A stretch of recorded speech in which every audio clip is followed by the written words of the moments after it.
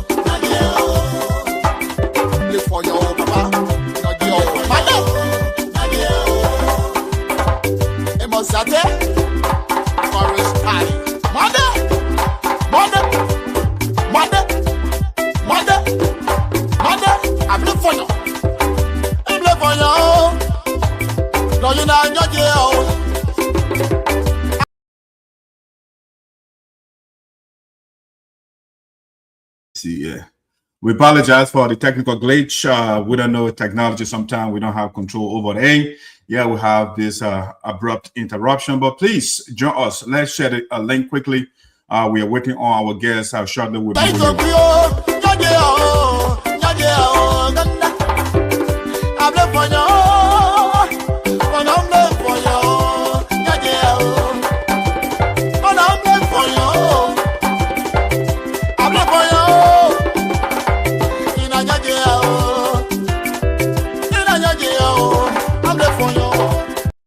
Yeah, Patrick is backstage.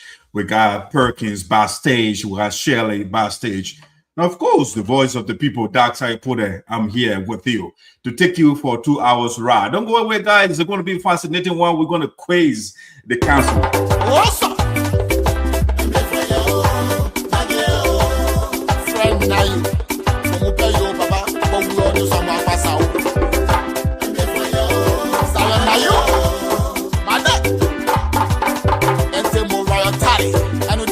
Mama, I'm not going to mama,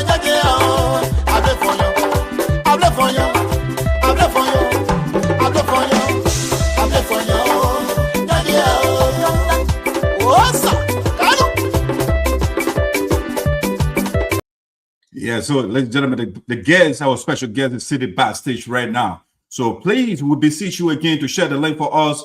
This man of knowledge, of wisdom, of moral integrity, or should I say moral rectitude, will be walking us through this program, 2 hours straight for you. You can't miss it.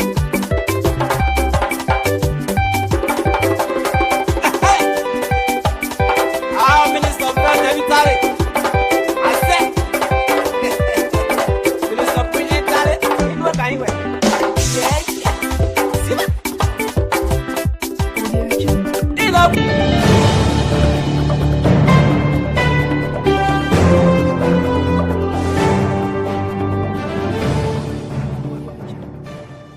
Hey, hold on there and listen. The biggest online platform is back and we are ready. It's the Voice of Sinoe in the Diaspora, your one-stop for information, debate, and discovery. Join us every Thursday at 12 o'clock p.m. EST, 4 o'clock p.m. GMT, and 12 midnight in the Philippines, where power, progress, and the people take center stage. The program is with your host, Sapo Esoteric, the mouthpiece of the God, and your brilliant co-host, Shirley. They are bringing the heat, the truth, and the talk every single week with spotlight polls, education, politics, and so much more. Listen and listen very well. The program features deep dives and critical analysis from Patrick Bolu and Perkins. Don't miss out. Catch us live on Facebook and YouTube. Just search Voice of Sinoe in the Diaspora. The program is every Thursday, and you know why? We bring the conversation to you. Voice of Sinoe in the Diaspora, where your voice matters.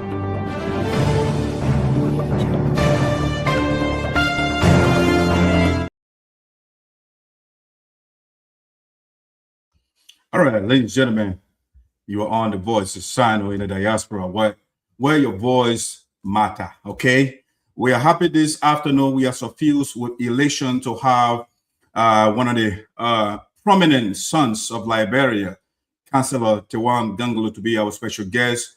I'm your host, Sapo Diaspora Esoteric, coming to you live from the state of Maryland, these United States of America. Without further ado, I'd like to bring the co-host, Shirley, who is joining us from the state of 10,000 lakes, that's Minnesota. Shirley. Good morning. How are you doing? I'm doing super califragilistic I'm happy to have the great man with us this afternoon. Yes, me too. I'm excited to have the counselor here with us. It is an honor to have him on this show. We're looking forward to, I will say first, my expectation is to learn a lot from him today and to also have our— All right, Shirley, before you go into the introductory comments, let me bring the other guys on and then we'll launch into that. So coming from the state of North Dakota is the man Perkins. I also call him the political rabbi of Voices of Sinoe in the Diaspora. Perkins.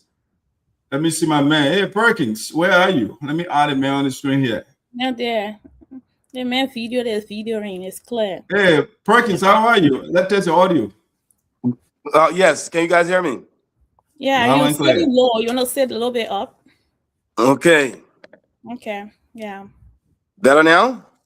Yeah, you look good. Okay, so now let me bring the veteran journalist from Liberia, in Liberia, they say for the nation capital. That's Patrick Bolu. Let's bring Patrick, the man that sat with George Weah, the man that sat with Ellen Johnson Sirleaf, the man that sat with Matthew Zaza, Representative District number 3, Sinoe County, the man that sat with Milton T.A.J., and then I can go down the line. Patrick, welcome to the show, man.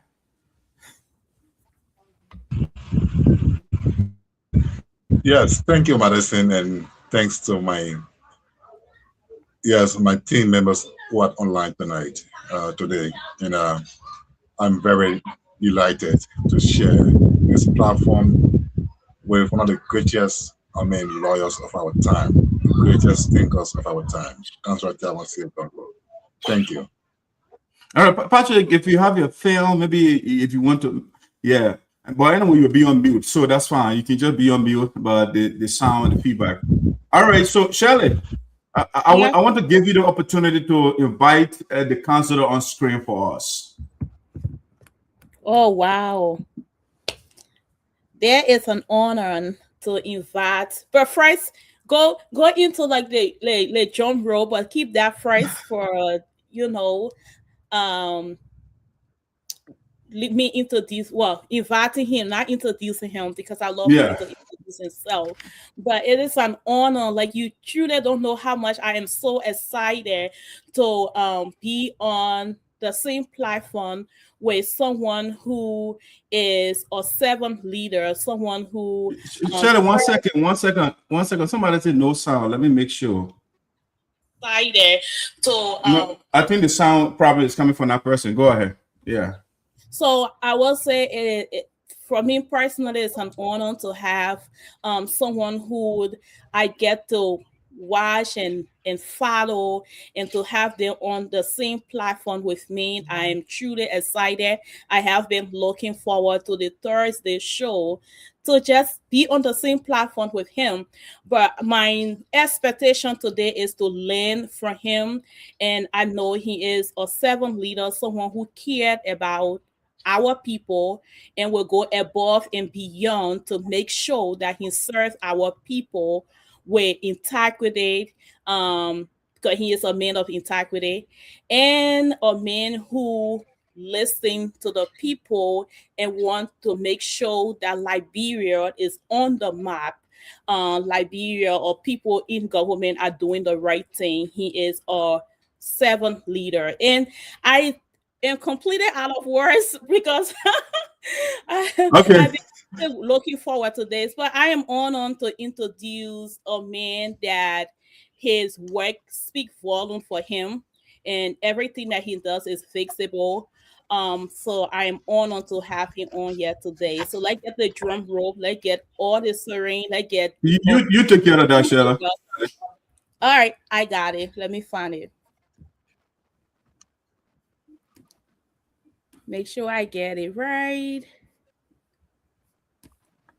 Okay.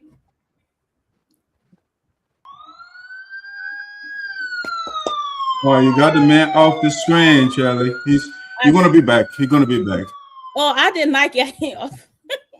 Yeah, no, it's not you. It's he off. That's what I'm saying. All right, guys, stay tuned. Stay tuned. The guest will be here. The guest will be here shortly. He's gonna be here shortly. But in the meantime, while we are waiting for the counselor to get back on, I'd like to do a quick shout out to DJ Victor Sounds. DJ Victor Sounds celebrated his birthday. Great guy, one of the followers of the show. He calls me. I mean, we talk periodically. Good guy. So, Victor, I want to say happy birthday to you. All right, guys, if you want to do a shout out to Victor, definitely you can go ahead while we wait for the counselor.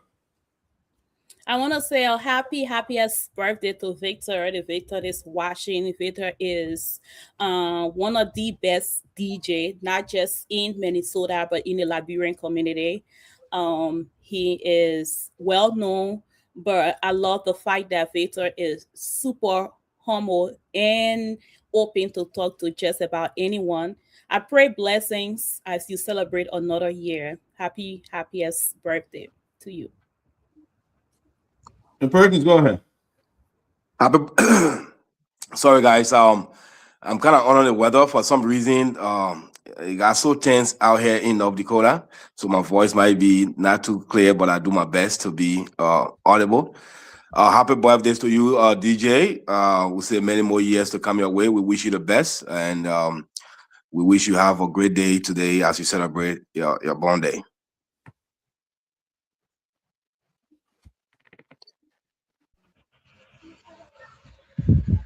You better go ahead. Yeah, happy birthday to the big master. I want to say, belated happy birthday, and I wish you all the best. All right. Last but not least, so Sis Beatrice Soin, I think she's the prayer warrior or something for the Poor Administration Grand Association in Americas. So also she celebrated her birthday. So Sis Beatrice, we want to say happy birthday to you. Many more happy returns. Shirley, go ahead. Happy birthday to you, beautiful queen. Wishing you many more healthy years to come, and enjoy your birthday. We want to say happy birthday to you, sister. We wish you the best. We wish you all life has to offer. May you enjoy your day and live long. Happy birthday once again. I call her the woman of God. Yes, indeed. Very passionate and very prayerful and very good woman she is. I want to say, as you celebrate her birthday today, I wish you many more years and wish you all the best and good health. Happy birthday, my son. All right, guys, that's all we have for birthday. If you're out there celebrating your birthday, you follow Voices of Sapo. Happy birthday to you.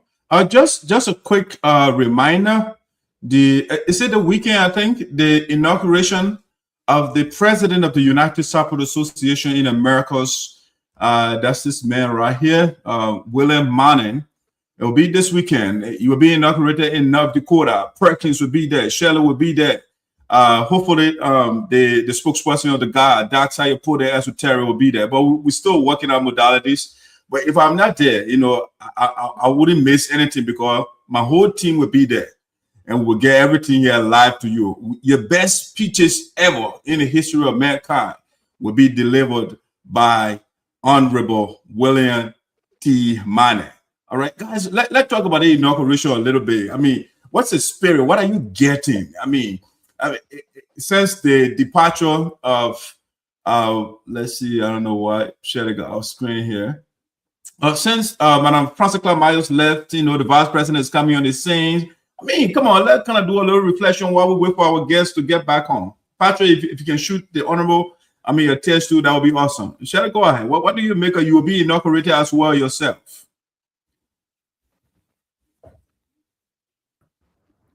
Okay, well, I'm looking forward to the program this weekend. It's actually starting tomorrow. Tomorrow gonna be the welcome party, welcoming our guests from all over. Interestingly, we have people coming from Liberia, from all over the US. It is going to be a wonderful program, especially knowing that the person that is planning this program, she is the Iron Lady. She is well known for excellence. So I expect nothing less this weekend. I'm expecting a program that's going to be an epic program, something that people going to walk out of there and like, ooh, I was glad that I show up. And looking forward to the president's speech. Like you said, he is a man of few words, but those words come with power. Those words come with conviction. Those words come with something that you can take away and, like, you know, understand. Even a common person will understand what he have to say on Saturday.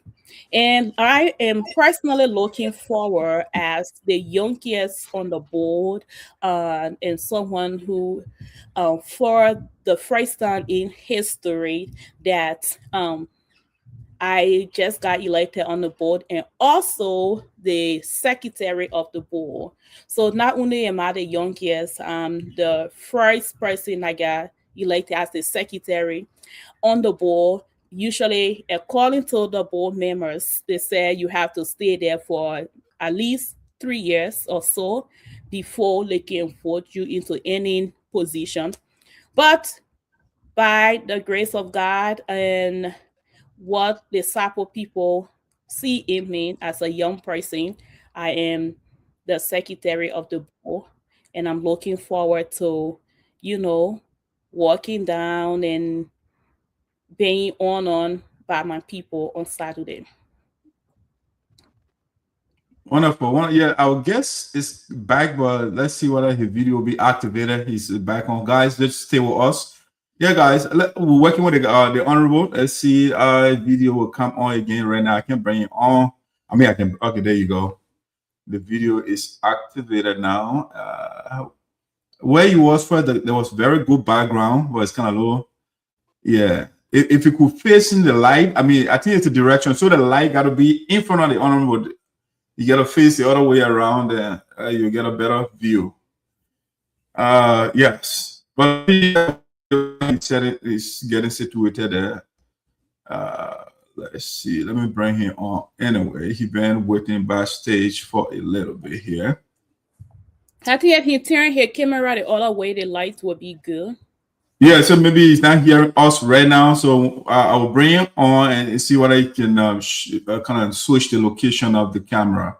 Yeah. All right, so ladies and gentlemen, for the first time, we want to invite our special guest, Councilor Tiawan Gongloe.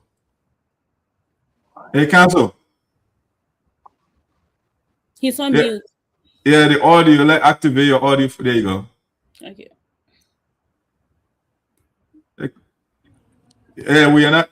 There you go. The light is getting better. Yeah, but we are not hearing you though. We can hear him now because he was on mute. Okay, excellent. Now Yeah, it goes. I don't know from my side or from your side. Sometimes it gets clear, and sometimes it goes dim. Maybe it's the lights outside. But yeah. Right. So I don't know what Council. If you turn the other way around or facing, outside. yeah, if you can Yeah, so face you the can face the window, light. if face the window, you should have a better picture. I think. Okay, let me see something. Yeah. Let me put him backstage while he does that. All right, guys, ladies and gentlemen, bear with us. Let's see. Let me try again and see. All right, yeah, let us. Yeah, That's better. We can work with this. We can work with it. Yeah. All right, Council, welcome aboard. My name is Tiawan Saye Gongloe. Yeah, he's still. Let's put him backstage again and see whether he'll be okay. Yeah. All right. I think Yeah, it's I think fine. it's better, right? Yeah. Yeah, it's better. Yeah, it's better. Yeah, it's better. All right, Council, welcome aboard. My name is Tiawan Saye Gongloe. Okay, My other name it's is a pleasure to be Madison. on your show. I believe this is the first time to Right. be on your show. I'm happy to be there. You saw Council before I was in you Sinoe go. a week ago. Yeah, Council, before you go ahead with your statement, we have an introduction, official introduction, if you don't mind, so we can read that. Let me do that real quick. So, to our Please go viewers, ahead. all right. So, ladies and gentlemen, Councilor Tiawan Gongloe is a distinguished Liberian lawyer, human rights advocate, and politician whose career spans more than 3 decades of dedicated public service. Born on August the 6th, 1956, in Deyi, Nima County, he has risen from humble beginnings to become one of Liberia's most respected legal minds and voices for justice. Educated at the University of Liberia, where he earned degrees in economics and law, and further trained in human rights advocacy at Columbia University, Gongloe has built a reputation as a principled defender of the rule of law and the rights of the unprivileged. Over the years, Councilor Gongloe has held several prominent national positions, including Solicitor General of Liberia and Minister of Labor, where he became known for his bold stance on accountability and legal reform. As a former president of the Liberian National Bar Association and managing partner of Gongloe and Associates, he has contributed significantly to the development of Liberian jurisprudence and the promotion of ethical legal practice.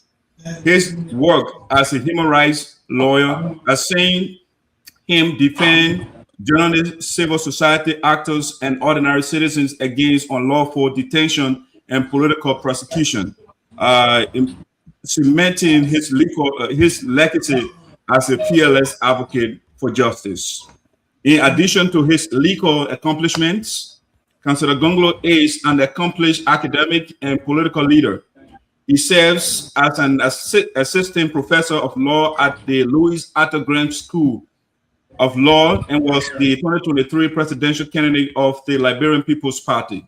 Widely regarded as a champion of integrity, transparency, and people-centered governance, he continues to influence national discourse through his advocacy for accountability, anti-corruption reforms, and inclusive development. His lifelong commitment to justice and service has made him a prominent figure in Liberia's pursuit of democratic governance and social progress. Councilor, I hope I did well with that. I think you did more than well. It's normally difficult to introduce me, but you did extremely well. Thank you. So Councilor, at this time, we want to just give you the floor to give us some opening thoughts. Well, I'm happy to be on this show. What we need to do in Liberia is to keep informing the Liberian people, to keep educating people about what is necessary, our laws, our culture, our history, and who we are, so that we know much about ourselves and what we need to do as a people to move our country forward. We're the first independent republic in Africa, but when you look at countries like Botswana, that gained independence 119 years after our independence, and today is rated as a middle income country. We cannot help but work hard to change the situation, because that's a sad story. How can Botswana be a middle income country today and Liberia be among the 15 poorest countries of the world? Simply because of poor governance. We are not poor as a nation. God gave us natural wealth, but we have not developed the appropriate leadership attitude to make that wealth to work for everybody else, for everyone to benefit from the natural wealth. It is only leadership that makes it. And if you see UAE today, 50 years ago it was a desert country with people riding on camels, but good leadership has transformed it to a country that is the first destination for tourists around the world. I think we have a better natural situation than most countries in the world, and with better leadership, tourism, jobs, by creating factories all over, we make this country better. We say we are a free country and land of liberty by God's command, but if people who live in a constant state of necessity are not free people. They are dependent people. So there's nothing. They are in a sort of bondage, and that is where Liberia is. And President Topper said, we have three enemies: ignorance, poverty, and disease. And he said the worst enemy of Liberia is ignorance, because people engage in corruption because of ignorance, I say. And now these days in Liberia, ignorance is now supported by or strengthened by arrogance. Because if you are ignorant and you don't want to learn, then you are arrogant, insisting that what you know or what you don't know is the right thing. And therefore, you will not listen to people who want to correct you. And that's the problem in Liberia. So right now, what I do, I teach at the two law schools, but I'm a street teacher. Every day I'm in the street. I'm a CEO in Liberia here. I'm at different attire shops. I am making podcasts. I am meeting people in the street. I see a group of people. I talk about Liberia, Liberian history, where we need to go, and all of that. So I'm happy to be part of the conversation because I believe that sharing knowledge will improve Liberia, will change Liberia's story for the better. And every time I appear on a show like this, I hear you saying you will learn from me, but I also learn from people, because based upon the questions you ask, we all learn. And the Liberian people at least get some information that will change our situation for the better, because we want a better Liberia. We cannot have a better Liberia if we don't govern ourselves well. The three branches of government, with those of us who are outside government, helping the government to succeed for our safety and for our common good. Let me stop here and I keep going. As a teacher and as a lawyer, I can talk endlessly. But yes. All right, Council, thank you. All right, so to initiate the conversation, Shirley, ladies before gentlemen, so let's give you the opportunity. 2 questions for the council and 1 follow-up. Let's shoot. All right. Well, I first want to welcome you again here on this platform. It is an honor to have you on here. You started your brief introduction with the tour that you took to Southeastern. So there were my first question would come from. So during your Southeastern tour, what stood out to you the most about the reality on ground versus what people are saying? I give Council, credit. you want to bring your camera down a little bit? I think your face is off the camera. Your face is off the camera. There you go. Yeah. I'm okay. Yeah.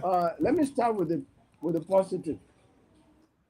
The road to Sinoe, for example, from the Grand Judah side, passing through the Sapo National Forest has been improved. So you can actually go 40 to 50 miles per hour. Also from the Grand Bassa side has been improved. But what stood out negatively for me is the fact that Greenville, that I visited in 1979, that was a great city with Vampla there, cars moving up and down, houses painted, a great city, a very attractive city, is now like a rundown cardboard city, you know. The same thing with Harper City. Beautiful city when I went there in 1979, even some part of the 80s. These two cities in the southeast that were attracting a lot of visitors and that were keeping the citizens there with a slowdown of rural urban migration. Everybody in Sinoe wanting to go to Greenville, everybody in Maryland wanting to go to Harper and Plebo. I just terrible places to see in terms of how poor they look. Why is it so? Because the economies of the two areas that were supported, for example, in Sinoe by the Vampla company and Maryland Lipsuko, are not there. There's no job for people. And so I did podcast because every time I criticize, I try to find solution. In Sinoe, I said, look, many countries are no more exporting logs.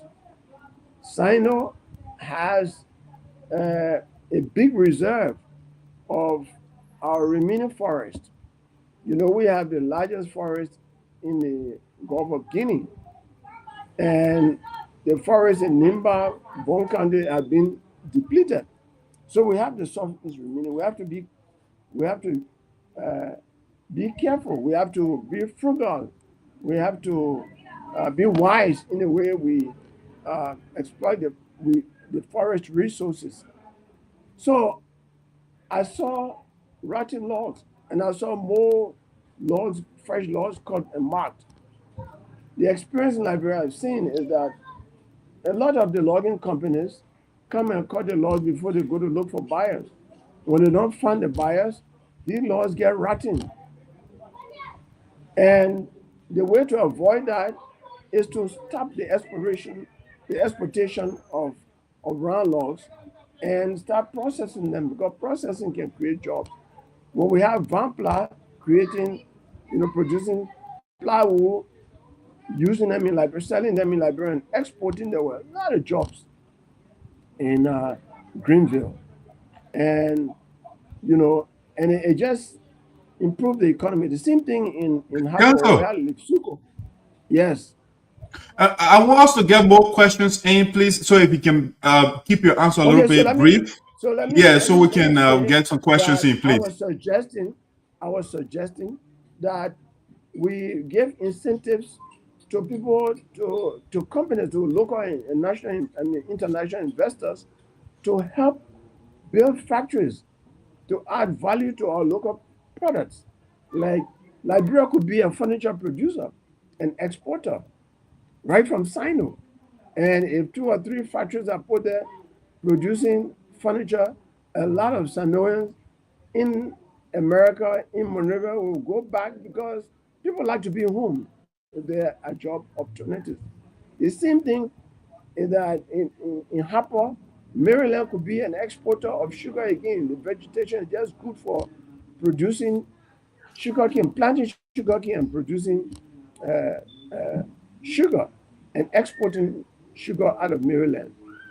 These are opportunities that I saw in the Southeast, but like I said, the Southeast 2 cities are just pathetic to see in terms of how they are run down because there are no economic activities. And I'm suggesting that government could give incentives to people who have the money to invest in these counties to create jobs and to improve government's revenue as well. Thank you. I'm going to go for my second question. So my second question, as a leader of the Liberian People's Party, What does a progressive agenda truly look like in practical terms? It is people oriented. I strongly believe, and it is my party's policy, that government is a place to serve, not to steal. And people are the purpose of the existence of government, to seek their welfare. And everywhere this happens, the countries that I like to always talk about Botswana as my best African country, because Kama, first president of Botswana, was not corrupt. He established a legacy of honesty. So their money from producing animals, meat, they export meat, and from diamond, they have built the best roads. They have invested so much in education. So education is our number one priority. No nation develops without investing in education. When you invest in education, you improve innovative minds. And so that is one of the things that is strong in our agenda. Of course, we have a strong anti-corruption policy. And we say that we will have a situation whereby we will have lifestyle audit every 3 months to check on how people are spending money, because we want to fight corruption and leave no stone unturned. Nobody will enter government without first declaring your asset. If we have a corruption-free government, or a government that is least corrupt, we will have enough resources to provide education, health services, and food production, and road construction, and other things. Like I always say, the richest man in the world does not own an oil well or big company, or a manufacturing, what they call it, a big rubber farm. That's Elon Musk. Education creates innovation, and if we educate our citizens, we spend a lot of money on education, we will be better off, especially, and also backing with rule of law, making sure that people who are corrupt are held accountable. Thank you. All right, so Patrick, since you are in Liberia, let's get you on. What are your two questions for the counselor? Thank you. And again, it is an honor to share this platform with Councillor Tiawan Saye Gongloe. The last time I interacted with him was about 10 years ago in Greenville, when he went to facilitate a medical Liberia legal section for justice actors in Greenville. Wow.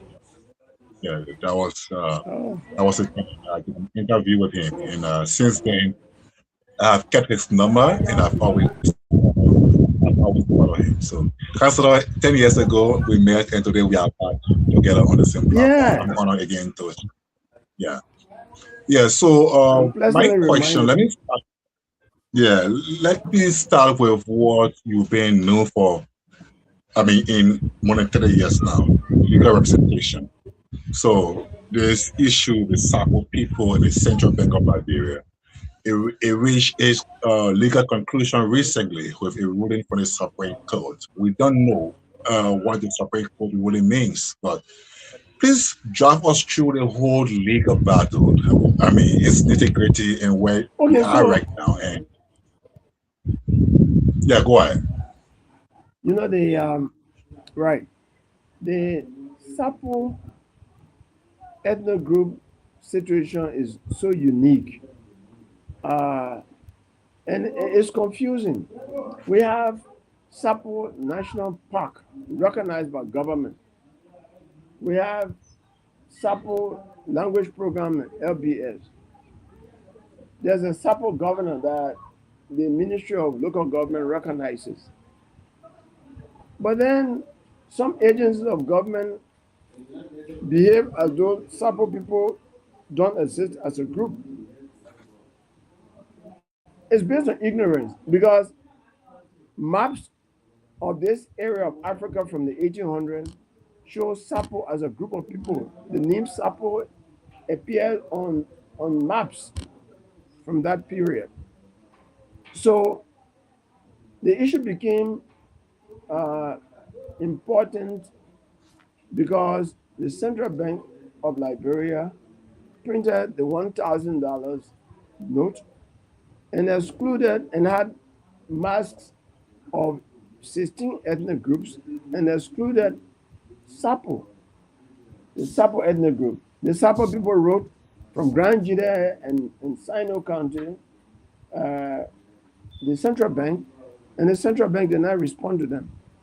And it came to me, I wrote the central bank, and the central bank equally treated me with contempt, never even acknowledged receipt of the letter that we wrote on behalf of the Sarpo people. So we said, well, let's go to court for the court to declare whether or not the Sarpo people exist as a group. The government of Liberia, through the Ministry of Justice, filed a motion to dismiss on two grounds. That the Sarpo people had no standing. They said, oh, these people don't come from one county, they come from Grand Jide, they come from Sinoe, and there are all kinds of reasons. And then, two, that the issue of a decision to put mask or any symbol on a banknote is a discretionary decision, and the courts cannot deal with political questions. So the judge of the lower court dismissed the Sapo people case on the basis of those two arguments.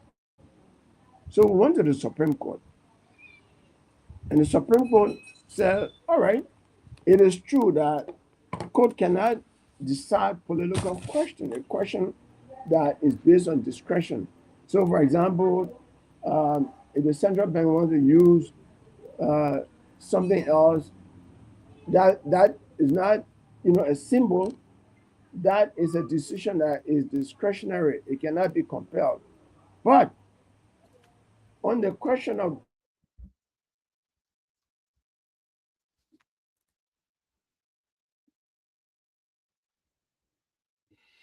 Yeah, that was my fear.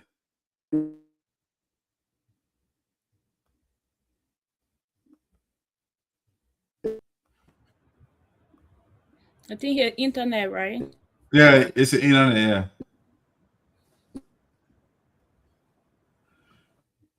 Yeah, so I will kick him out and see whether he can come back in. Yeah, so if he's hearing us, we can kick him out and then he can come back again. No, he's not hearing you. Okay. Yeah, so guys, this is what I want to do, right? Because there are a lot of topics, the 3 or 4 things I want to talk about, but I want also zoom in on one topic first, right? Even though I will take responsibility, I should have said that, made it real clear from the beginning, right? Yeah, so I think it's a major thing that he is explaining to us. I want also kind of probe more of the Sapo question, right? Yeah, so we can get, we got a lot of our followers here. They are from Sinoe, and a lot of them are Sapo people. So I think it'll be good. Let's see the council at the back. Council. So the Supreme Court said yes, the lower court, or even the Supreme Court cannot decide the issue of discretion. They call it political question. Then the Supreme Court said, however, says that the appellants, the people who appeal, go to the Supreme Court and appeal are called appellants.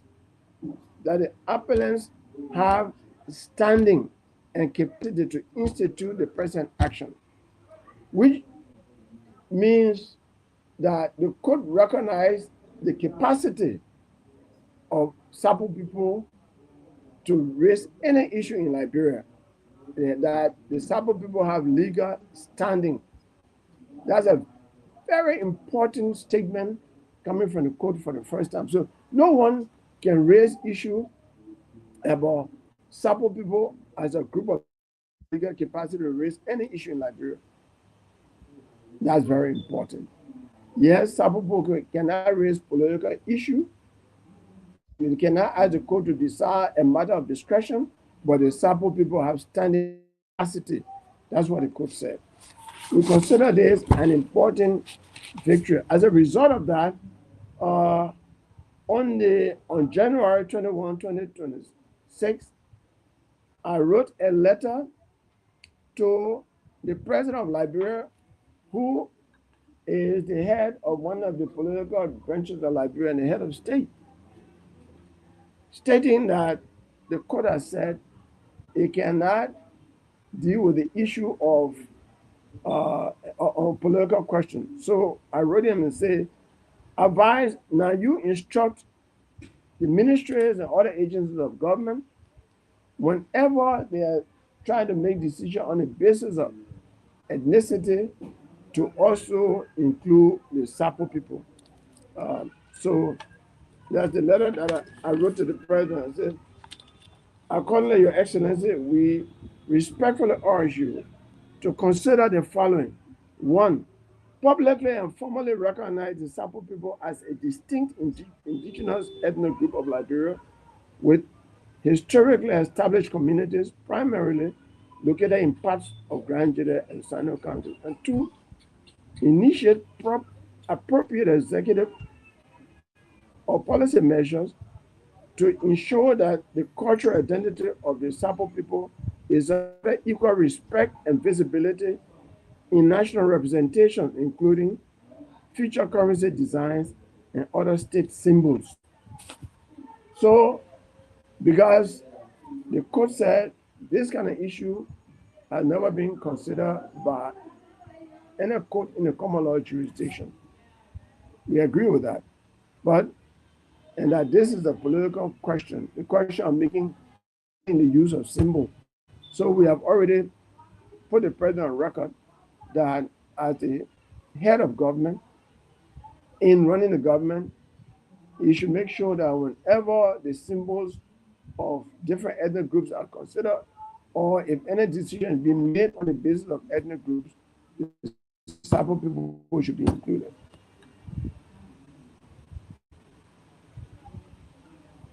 Hello? Good, Patrick. Sorry. Thank you, Councillor. Thank you, really. Is the political question now answerable? For instance, you have written the president asking him to put in place measures that will include the Sapo people on national symbols or new currency. Now the president has convened or requested the legislature to convene this week for 10 days. And one of the agenda items will be the printing of new banknotes. Is this legally possible for any inclusion in this particular new printing that is coming up, or will the people have to wait in the future when new designs are made? So here's what I as lawyer for the Sapo people, I'm suggesting to the organization leadership of the organization that we seek an audience with the speaker. All right, we seek an audience with the speaker, so that if the legislature come out with a resolution and say, look, if you are going to use symbols, then you have to use the symbol also of the Sapo people. So because as a political issue, the court has said it should be dealt with politically. So the leadership can seek an audience with the legislature. The leadership can also seek an audience even with the president. Those are the two things to do. Okay, Perkins. Yes, sir. Good evening, Councillor Gongloe. It's an honor to be here sharing this platform with you. You are one of the upright men in Liberia. Your name is a household name, and it's a privilege to be here with you this evening. Dak, I know you said, our question we want to, go to on one topic, and then before we move on, but that information came a little too late. So my question kind of will take That's off. fine. Okay, shoot your question in whatever Yeah, direction you wish. Yeah. Okay, yeah, I'll come back to the Sapo questions later. There are a lot of things we have to understand about what is going on. But Councillor Gongloe, the first thing I want to start with will be, do you think that the Liberian constitution needs to be rewritten or amended in order to reflect a modern society? Because if I'm not mistaken, the last time that constitution was looked upon was maybe 1986 or 1985, and now we are in 2000. We are in 2026. Now, do we need to go back to that constitution and rewrite it or amend it and to reflect the 21st century lifestyle? Okay, you are not coming in. You're coming in broken. So, are your question is whether or not we need to rewrite the constitution or review and amend provisions or something like that? Yes, sir. Is that a question? Okay, good. Yeah. Look, in all fairness, the Constitution came into being in 1986. And then by 1989, we started fighting war. Until 2006, before the Constitution started operating. Well, we had election in 1997, and then briefly we had a constitutional period and we went back to war.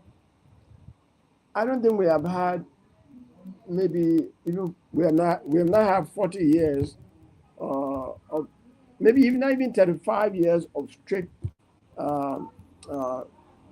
constitutional governance in Liberia. There are many things even in the constitution as it exists now that were supposed to be done by the legislature that have not been done. For example, the claims court, right? When people have claims against government, the Constitution said, oh, the legislature should establish a claims court so that people whose rights are violated, people, the contract rights and other rights, can then take cases against government. Since 1986, the legislature has not passed that law. So many doable that were supposed to be done under even the Constitution has not happened. There are some provisions of the Constitution that people have concern about, for example, the tenure. People staying in office for 9 years, 6 years. It's just too long. It makes it difficult for people to review their leaders. Is the fear of going to election and losing election in a democracy that can make elected officials perform well. But if the time is long, sometimes it can develop some level of impunity because they feel the time is long. It's going to take a long time for them to be assessed and evaluated. So, and those things are common in flow, but in the past, there have been so many propositions for amendments, so it's been difficult for it to work. I know there are concerns, but to a large extent, our problem is not the lack of existence of law, but our problem has largely been the ability of the government itself to govern consistent with law. So even if we amend our constitution or we come up with a new constitution and that looks very good, maybe even better than American Constitution or whatever, if there's not a commitment by the people in government to govern in accordance with the law, it will be an exercise in futility. So I always tell people we should not raise our hope that by the time we amend our laws, things will change for the better. There is clearly, most often, it is government officials that violate the laws that are meant for our safety, our happiness, and our common good.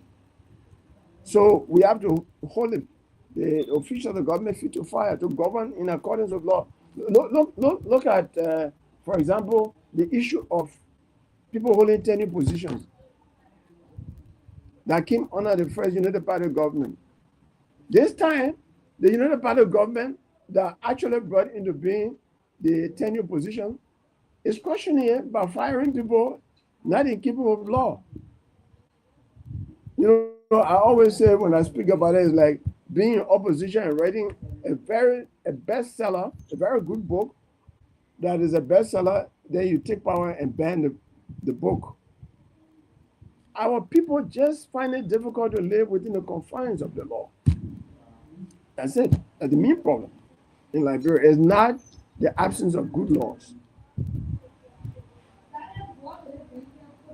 Thank you, Councilor. Thank you. That was really clear and on the point. I do agree with you. We do have laws, but to follow the laws is the problem with us as a country or as a people. Now, my second question will go to our justice system. As a councilor, what are some of the critical reforms that can be done to improve our justice system in Liberia? How do we kind of empower the lower court to administer cases instead of taking almost every case to the Supreme Court? How do we kind of improve on that? So that will require a constitutional amendment, because Article 20B says that the right of appeal shall remain inviolate, that even $1 case can go to the Supreme Court, you know, and that just clogs the Supreme Court docket with so many cases. In America, for example, people go to the Supreme Court on certiorari, and the Supreme Court has the discretion whether or not to hear a particular case. Supreme Court could get 100,000 cases and decide to hear 100 and take time and deal with those cases, because in the United States we have Court of Appeals. So we've been toiling with the idea of Court of Appeals, you know, so that some cases can end at the Court of Appeals, you know, a third level or a fourth level, an intermediate court between the Circuit Court and the Supreme Court. But when we deal with that, we always go to Article 20B and say, we are caught here. So maybe that provision, for example, needs to be amended. When we amend that provision and then decide that the Supreme Court will have discretion to hear cases, and some cases can end at the Court of Appeals, and only, for example, constitutional cases, you know, cases that have to deal with constitutional issues should then go to the Supreme Court, right? Or cases that have to deal with, for example, first degree felony murder, serious cases should go to the Supreme Court, but not somebody's phone was stolen, $200. Cases like that have gone to the Supreme Court, and I think it is not good for our country in terms of making the justice system to work smoothly. Another thing I may add is, you know, when long time ago, so we have 5 justices on the Supreme Court. Some people have argued that it probably needs to be more than 5, because Liberian people are getting more aware of their rights. And so a lot of people are going to court than before. And the justices have one law clerk, young lawyers to help do the research and all that. I think each of the justices should have 2 to 3, maybe more law clerks to do their research and help them write opinion. Similarly, in the lower court, the circuit court judges should have at least 1 law clerk. And in some counties, like Monserrato, These circuit court judges, you have 2, 3 law clerks. But there are so many cases, and property cases, land cases. I mean, are just so clogged up in the courts, and in each of those courts that deal with land cases, you just have the judge alone, no one to help except clerk of court. So in America, for example, lower court has a lot of they have law clerks. Brilliant students from law school are employed to be law clerks to help the judges to do their work. I think we should consider things like that. Yeah, there are many little things in the justice system that should be improved upon. Counsel, thank you. Our viewers, again, if you have comments, we'll read a comment, or you have question for our guests, please write it down. We'll read. But Counsel, I just wanted to get a little clarity, right, with the Sapo case. I mean, you are using a word like legal standing, and I don't know what that means, right? Legal standing. So can you definitively tell us that the ruling from the court was a victory for the Sapo people or not? I didn't hear you well. Please repeat. There was. Are you hearing me now? Yeah, you want to know what standing means. Right. That's one part. Okay, so, I want. Yeah, and also I wanted to know, was it a victory for the Sapo people, or I mean, what is it? Because I don't know exactly what that was a victory or not. I consider a victory for the Sapo people in terms of their existence as a group, because the government questioned their existence as a group. You don't have standing to raise any issue in Liberia, in any court of Liberia. You don't have capacity, and the court used the other word, capacity. You do not have the legal capacity to raise any issue in Liberia as a group. And the court said the Sapo people have the capacity and standing, which means they are recognized to raise any issue as a group called Sapo people in Liberia. That has never been said before. Okay, excellent. So, Counsel, another thing, maybe I'll use my moderation. Are you hearing me? I'm hearing you. Okay, good. So, another issue that has been talked about by the Sapo people is the issue of having their own county. Is that something that you support for the Sapo people to have their own county? Is that an idea that you support? So that's a political question, not a legal question, right? Because the lawmakers have to decide. But let's look at what has happened in other places. Bapolo used to be Lower Lofa, right? Bapolo was Lower Lofa. And then they started pushing for becoming a county. And some powerful people appealed to the legislature, and through their lobbying, Bapolo became a county. Another example is River G. As you know, River G was part of Grand Jeddah, a large part of River G. Portion of it was part of Maryland. And then they campaigned, and I think it was through Nathaniel Williams, Senator Nathaniel Williams. And that portion of Grand Jeddah became a county. So we used to have 5 counties. Then lobbying took it to 9 counties.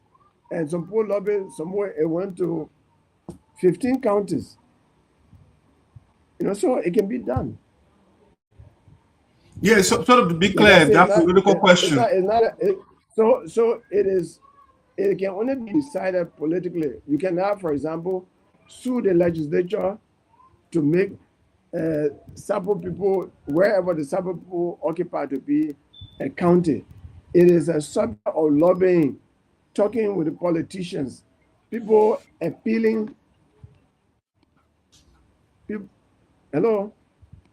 Yeah, go ahead. People lobbying with the lawmakers and saying, because when you lobby, you have to say this district, that district, this boundary, all of that, all of those have to be studied And then they have to convince lawmakers from the other countries to agree. So if the Sapo people as a group from Grand Jide and Sinoe want to come together and have and be recognized as a country, all of that is possible once you campaign for it. Nice. Okay. So I got two follow-up questions on the Sapo issue. Then we'll transition to something else. This one I wanted to be a little pointed, so I wrote it down. So that the Sapo people argue that the exclusion from the 1,000 banknote amounts to cultural marginalization, given that other tribes masks were featured. From a constitutional standpoint, how do you translate cultural recognition into a legally enforceable right rather than a symbolic grievance? Well, on the question of a decision on what symbol should be used, of course, that's an argument that we try to make in a court, that the bank should have recognized the Sapo people in taking symbols. But a lot of the decisions are based on ignorance. That's why we have to program like this. Is good to enlighten people. There are people in Liberia who say, oh, the Sapo people are crown people. And they are decision makers. They say the Sapo people are Grebo people. Some say the Sapo people are Kru people. No tribe in Liberia was created by legislation. The writers, like the historians, just included them. And then the political authorities started dealing with them on the basis of their groupings. The Manam, there was no legislation recognizing the Manam people, or the Gio people, or the Basa people. It was just a political decision to deal with them. And I think the Sapo people need to push more, because if the government has a Sapo language program, the government recognizes a forest and says Sapo National Forest, and says Sapo governor, then we should be campaigning more for that type of recognition to be reflected in everything that happens.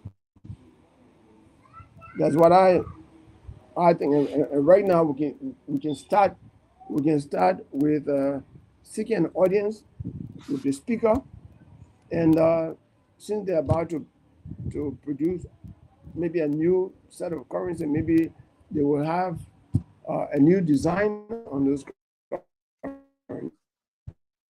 notes. Yeah. Okay, so guys, my last question on this, the issue of the Sapo. Counsel, in your argument before the Supreme Court, were you framing the exclusion of the Sapo mask as a violation of equal protection under Liberian law? And if so, yes, what precedent supports the idea? Let me finish the question, please. Yeah, go ahead. Yeah, so the question is, I will just start from the beginning again. In your argument before the Supreme Court, were you framing the exclusion of the Sapo mask as a violation of equal protection under Liberian law? If so, what precedent supports the idea that symbolic representation on currency falls within constitutional equality? Well, those are not matters that have been brought to the court, but Article 5 of the Constitution talks about this idea of inclusion, and then we are party to the International Covenant on Civil and Political Rights, on economic, social, and cultural rights. Liberia is a state party to all of those international instruments that promote recognition of cultural rights that promotes equality of all people. Article 11 of the Constitution, we cited it. Article 11C of the Constitution talks about equal protection of the law. We argue that the Supreme Court took the side of, oh, if this decision is the whole issue that brought the Sapo people before the court was exclusion of the Sapo mask. And the Supreme Court then decided, in the Supreme Court's view, it was discretionary. And discretionary issues are political questions and are not justiciable. That's what the Supreme Court said. That is why we decided, all right, then we will move politically by writing the president and by lobbying with the legislature matters.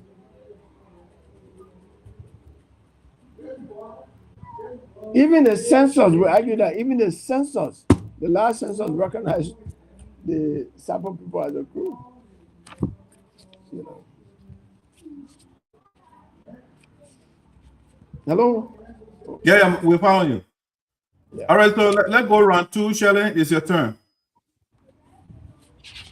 Okay, I think I have a follow-up question before I go through my question here, if that's okay, because the counselor, you mentioned that Liberia has the laws in place, but the real issue, according to you, is enforcing them.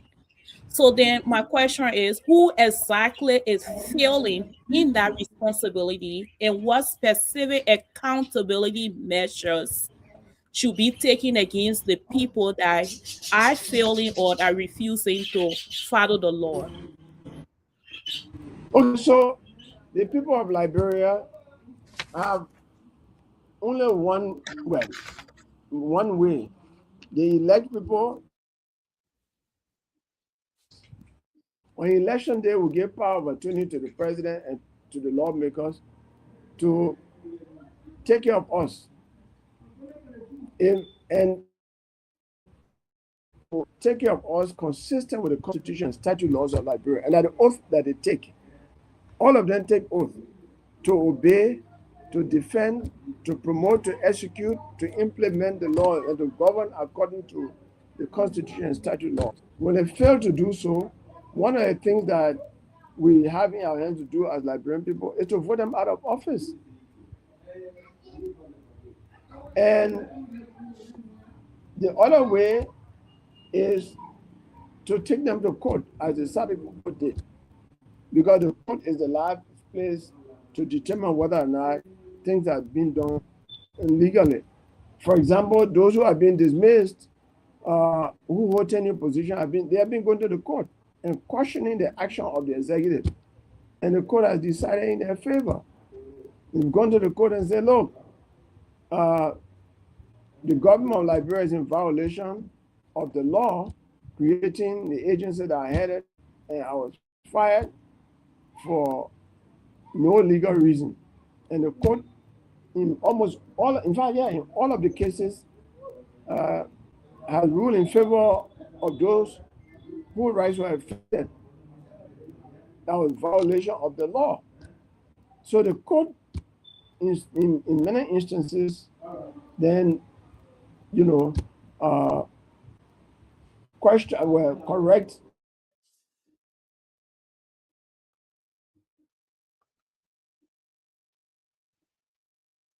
Yeah, he's the service is glitching out too bad. Let's see. Hello? Yeah, for example, yeah. If you follow cases like John Molu, Mirror Bro, these were their rights were violated by the legislature, and they went to court and won. So that those are the ways.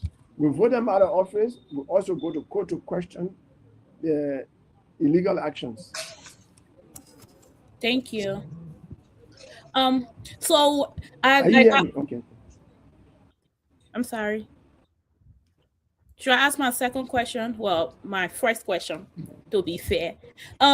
So you Also, I listened to you talk about how you not only educating people in a classroom or in the courthouse, you go outside on the streets and find every means possible to educate people. So that brings me to my question of how could you assess the leadership of Joseph Boakai so far, and what should Liberians realistically expect moving forward towards 2029? Well, like I said, uh, in some places there are missteps. I just pointed one to you. Not respecting the law on tenure, uh, not respecting procurement processes. We just got up, for example, and heard that there is a presidential center being built in Foya. It was not in the budget. And nothing happened to anyone. The president said on the radio, "Oh, I didn't know about that project." But anyway, and nothing happened to anyone. The project is going on. Uh, so it's the question and then outsourcing Liberian jobs to foreigners.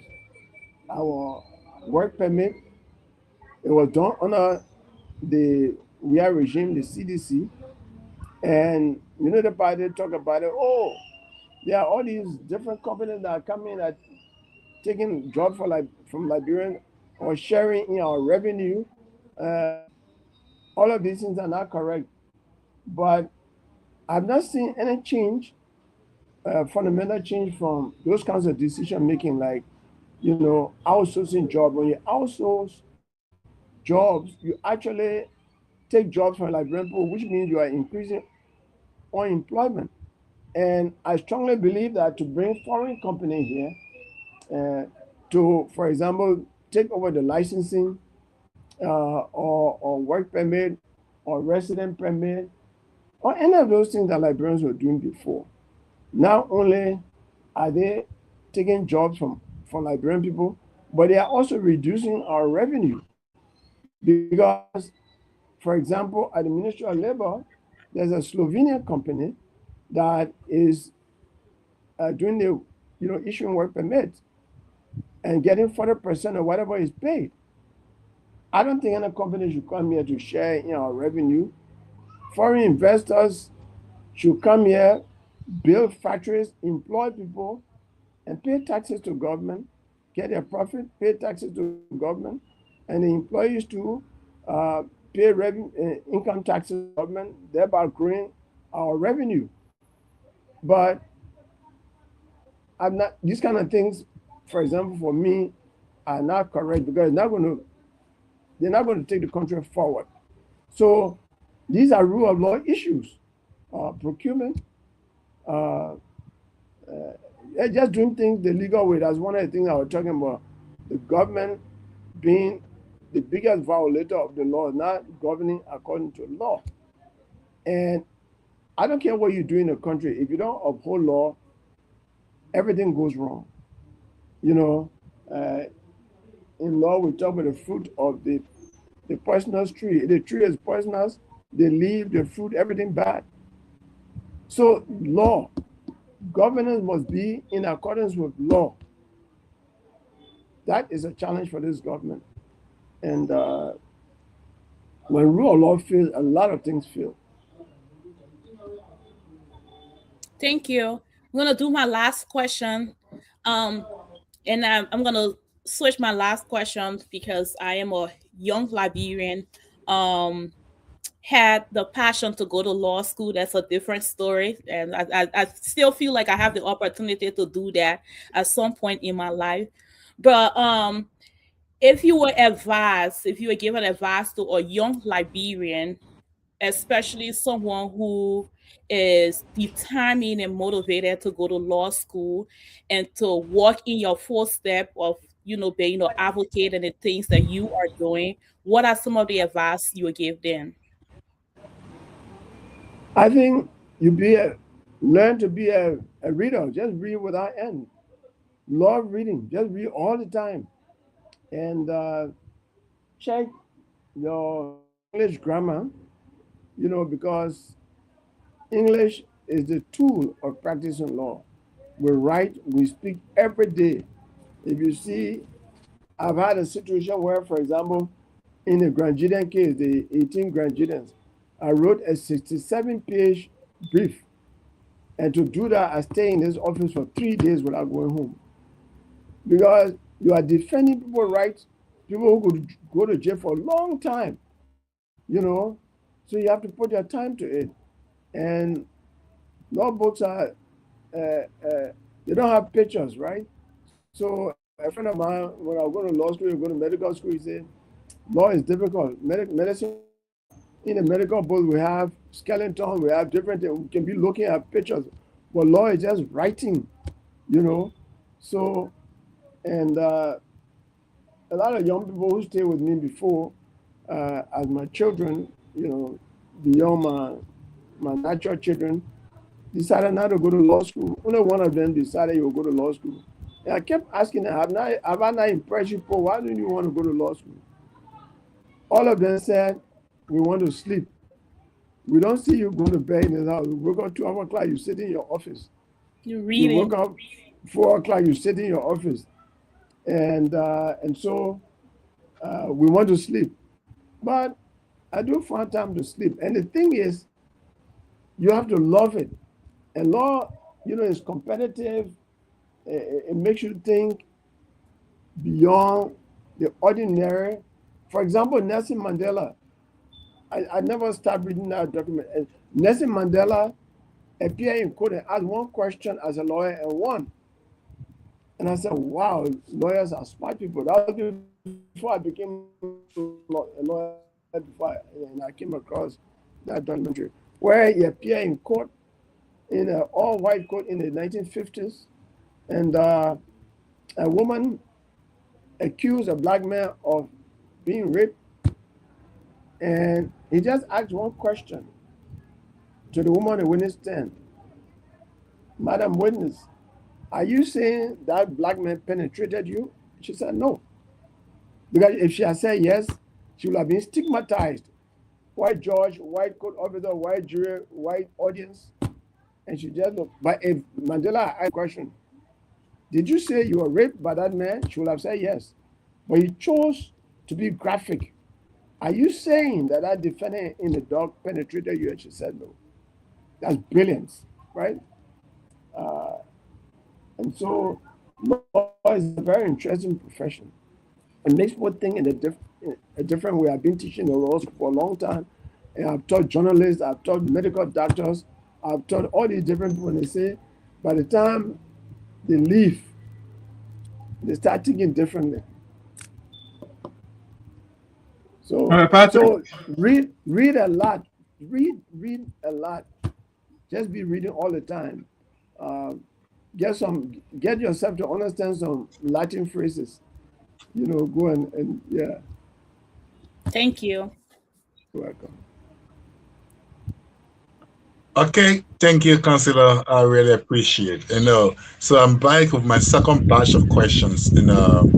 Let me begin with Councillor Gongloe's assessment of the Boakai's administration. His party was the first political party to endorse President Boakai in a runoff election, and currently his vice running mate serves as the executive director for the Environmental Protection Agency. So tell us, Councillor Gongloe, on the basis of what Ria was criticized for,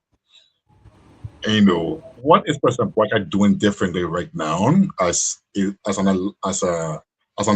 ally of his party, or you are in an alliance with him? Bit by bit, let's go according to the issues really. What difference has been made by President Boakai? Different things President Boakai did differently. I think we have to be fair that the road to southeastern Liberia, from Monrovia, from Ganta to Maryland,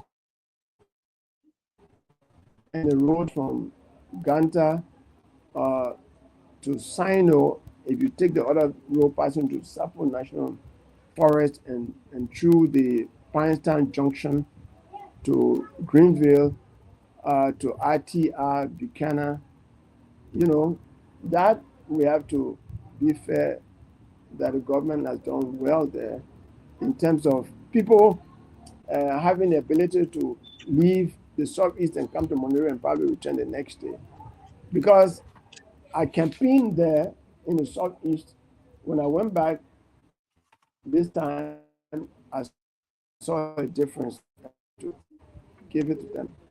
But when it comes to governance issues, for example, I just stated one, the issue of outsourcing jobs to non-Liberians, to non-Liberian companies.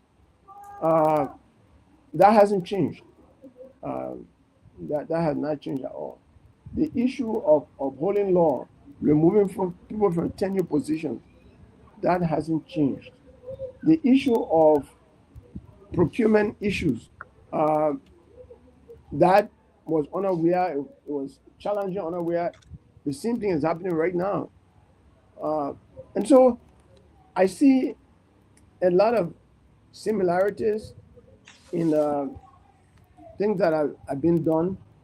The Boakai government has a lot of people who are very good in terms of going to the public. Some progress has been made in foreign relations, although I have to be fair to say Kamanya did well as well. Some of the things that are happening in foreign relations under this government started unaware with Kamanya, even the campaigning for the non-permanent seat on the United Nations, something that Kamanya was working on. Again, it was concluded under this government. So yes, then the issue of placing partisans in government, in civil service position, some of that was an issue on where as well. And some of these issues are happening now because I have a situation where civil servants are coming to me. Some of them have been dismissed or suspended simply because people heading agencies of government want to find spaces for partisans. That is not good. It does not promote unity. I have to say EPA has done well, not just because the head of EPA was my running mate, but other people are independently assessed to be doing extremely well. EPA used to be considered like a small NGO that people didn't know much about, but Dr. Yuri Yakpolo travels all over the world and has addressed so many conferences in the world, and Liberia is placed right there on top when people are talking about climate change and others. So EPA has done well. So some agencies of government are doing well. Some agencies of government are doing the same thing that happened before. And I don't see President Boakai being firm in terms of dealing with his cabinet ministers, for example. I think it's a bad example for the president to be saying, oh, some of you people are undermining my government. If you keep undermining, I will dismiss you. No official government need that notice. Because if they are undermining your government, then it means that they are not seeking the welfare of the people. They are undermining their safety as well, and dismiss them. I used to hear President Shirley say the same thing, I would reach out for my government. I would do this. I think that's poor governance. That's ineffective.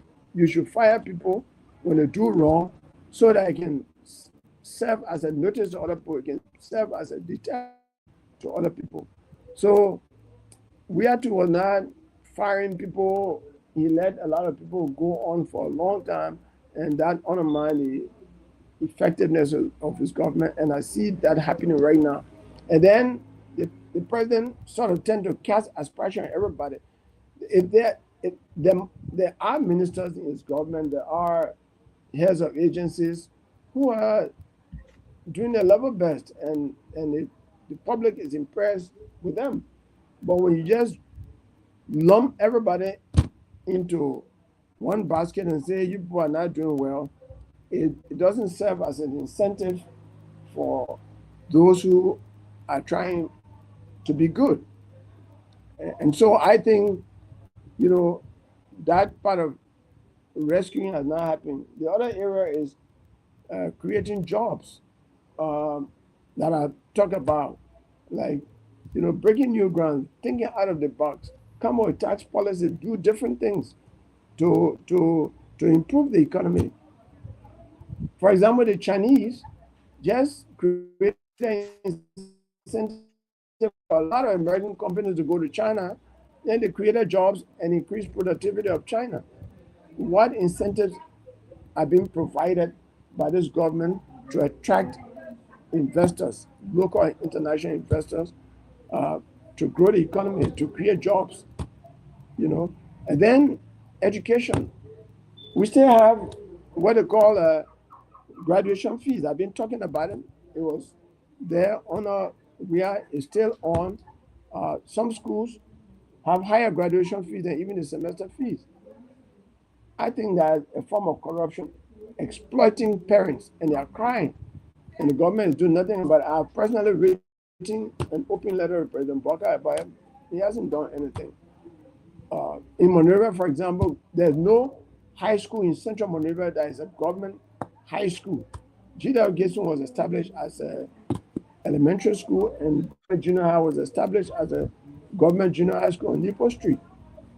I did a podcast about it the other day. I said, we have this entry building standing that was meant for a housing bank. Why did you put a government school there? So, and then even area, I say the test of improvement in the health sector is when people stop, when there's a slowdown or a complete stop on people going to Ghana and India. As long as Liberians are still going to Ghana and India for better health services, it means we haven't improved our health sector. So the challenges are there. And so there are many. I'm just telling you that change has taken or is gradually taking place in some areas, but to a large extent, not much has happened fundamentally. Not much has happened, seriously. Okay, so, but on the other hand, let's look at this public outcry. The Select administration, which took the power right after the Civil War, did not.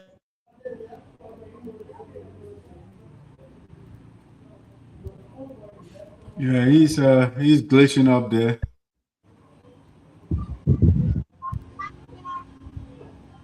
Yeah, sorry, internet.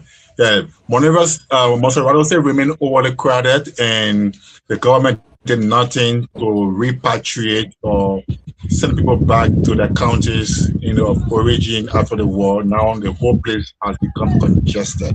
Everywhere is public outcry, humiliation, even though it's illegal under the law. But if you were the president of Liberia, or maybe if you were at the land authority or at the court or maybe at the police, wherever these laws are enforced, what we have done differently, people are crying all over the place.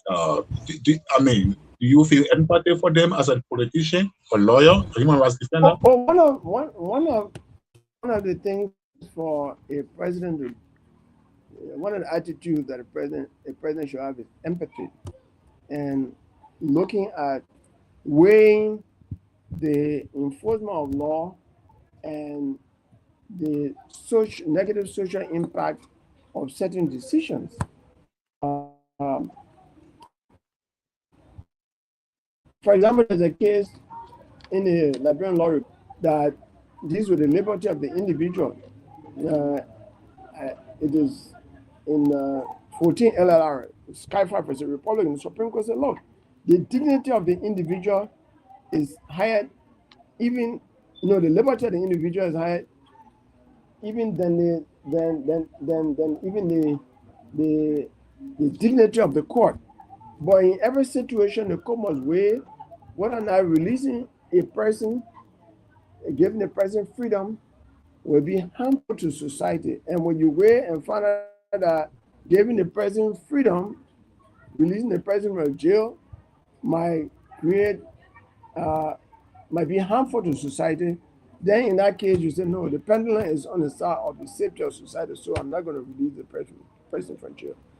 If a certain action is going to cause mass displacement of people, then it has to be done in a way when some of the reasons why Monrovia is packed is because the government has not done much outside Monrovia to create an incentive for people to stay in their counties, like, creating jobs, creating an investment climate in counties, having very good schools in the counties, things that help families to be up. Then people will go back home by themselves. Government does not have to take you and send you back home. And some of the things that are happening are based upon approval by government, giving squatters' right to people. Some of them are based on corrupt government officials giving assurances, sometimes that they don't have authority to give, or that they have. Too many things have happened. And I think that that's something that the government should reflect on. One of the things I would have done as president was to call a national conference. What Cllr did in 1998 was very important. Calling a national conference to deal with all of the major issues in Liberia. I addressed that conference. A lot of people came from abroad and addressed the conference. We have had war, we have had situation. What are the issues that are confronting the country, and what are the solutions? And people were going to bring a lot of ideas to deal with all of the issues. We have not had a national conversation on the current situation in Liberia created by the war, and the possible solutions from different people in and out of government, so that we can solve our national issue. I think dealing with these issues piecemeal is not the way. I think we should have had, and it's still not late to have some of these major issues, because I have seen under President Saye, there were breaking down of places that were built on the islands, the Rubber Street ministries, they broke down places and opened up. And government are not built roads in those places. You'll be surprised that people are beginning to build houses in those areas again, because it's been more than 10 years and some of those places are lying idle and the population is growing and people are beginning to build makeshift places there. So some of the things are based on dereliction of duty. Having said that, if there is a judgment from the court in a judgment matter, of course, enforcement of the judgment by the court is not illegal. Government can mediate alternative dispute resolution. Government can talk to people. They can be like, government can, and stand on paper and say, look, can you give this person 2 years? Can we do this? And there can be some understanding to do it in such a way that it doesn't create havoc. All of those things are part of governance, negotiation, talking to people, showing empathy, showing concern. Those are part of governance. Okay, so before I hear, so before I hear back quickly, or just that follow up, you just, the media is now quoting you of the endorsement of Jonathan Wheeler's appointment as next chairperson. Even though the other opposition colleagues are saying it is not fair enough for democracy and the 2029 elections, why did you endorse Wheeler? On what basis? When your friends colleagues.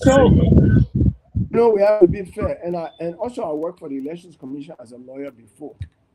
I know from the Elections Commission that if anything wrong happens to the result, it actually starts from the field. and the places where they enter the data, right? Because what the technicians give to the Elections Commission, the Board of Commissioners, is what they read. For example, Elizabeth Boyner was acting chair of the Elections Commission, co-chair, and her husband, Blambo Nelson, was a senator running to retain his seat from Grand Crew, and he lost. And there's nothing she could have done about it. Unity Party government, Jerome Kokoya was a candidate on a Unity Party ticket in Bon County. He lost, and he was made chairman of the Elections Commission. Councilor Tipa Yuri was a senatorial candidate in Riverside County. She lost, and she was appointed on the Elections Commission as co-chair. I'm saying we have to be fair, especially the two parties that have been leading have done the same thing. So I don't think anybody can speak with credibility, for example, from the CDC, in questioning the appointment of Jonathan Wider, unless you show that while on the commission, he did something in a dishonest way, he violated the election law or dishonest, but he had the adequate experience, he had education experience, he served there for a long time, and I think he's fit to go there. Simply because of the examples I'm giving, that people from the two parties have gone on that commission, and they are even being partisans that participated in the election. Whether did not participate as a candidate. Yes, he supported Unity Party, but I don't think there's sufficient reason to stop him from going, because we have to be careful when we are setting standards. It can be used as a precedent, just as I'm referring to this precedent that have been set in the past by partisans who became members of the Elections Commission. What is required is that when you get there, you should be fair. In every country, even in the United States, some people are strong Democrats and they are lawyers and they go to the Supreme Court when their party is in power. Republicans are on the bench because the Republican Party was in power. The important thing is you take oath to remain neutral and to uphold the law. So I've not found any legal reason, any scientific reason I've not found any reason not to allow Jordan Wider to go there. All right, Council Perkins. Yes, sir. I think the council is frozen there. I just wanted to just wrap it up and get your two questions in there in mind, and then we'll close the event on for a while. I mean, we're almost on the 2 hours mark. Okay. Council, welcome. About Perkins, why are 2 questions? Council will be on for a while. We want to let you go. So the last 4 questions and you'll be out. Please. Today was I had three classes today in the 2 law schools. So by this hour, I'm tired. Yes. Yeah, I can tell. So Perkins, let's do your 2 questions quick. Yes, thank you for affording us your time. We know you are a very busy man, and you being here this evening was an honor. Council, I just want to ask real quick, how many times have you ran for president in Liberia? One time. One time, okay. Because I remember one of your friends came in the States during the last election, and I was kind of picking them out about, who are the candidates, and he named all the candidates, and he named you. And then he said, I said, so why do you think Councilor Gongloe, do you think he will win or not? He said, listen, I will tell you something, my son. He said, Councilor Gongloe myself, we went to school. I know him well. He said, Councilor Gongloe has not changed. Even when we were young coming up, and in high school or in college, we had 2-3 girlfriends here and there. The councilor dated one woman, and that was it. All the time we know him. So he always been a man that does things the right way. But Liberian people are better driven. So maybe the councilor might not win the election. So that's why I want to go there real quick. What do you think is the main reason why your party agenda has not resonated with the Liberian voter yet? Well, you know, that's democracy. In UK, some parties, I think there was one time the Labour Party for like 20 years were out of power. And then one day it came to power. These things happen. I think one of the reasons is money. You cannot, be all over without the required finance. You need pool watchers, for example. You need to send your people all in the field. Yes, I wanted 354 towns, but we should have had people all in those towns working even in our absence while we were out to keep the message going. Everywhere I went, the people say, "Oh, your message is good, but you are just coming." There's another thing about Liberian voting culture, besides the question of money. They have this thing about that this present time. When the Liberian people announce that that's your time, what's your name again, Marshall? Perkins. Perkins. Perkins. Yeah. When they say that Perkins time, my brother, I don't care what anybody says. They say that Perkins time. Sometimes it's based on sympathy. They will say, "But Perkins been there 2 times, this third time, let you give it a Perkins." Yes. So there's a strong voting culture here about that the present time. When you are looking for them to put that time behind you, that's it. In the last election, I have to tell you, everywhere I went, those who didn't want to vote for the ruling party said that Joe Boakai time. Every part of the country I went to. And fact being told, Boakai did not campaign. He was sitting in Monrovia. I don't even think during the campaign season he went all over Lofa. He may have gone one time or not.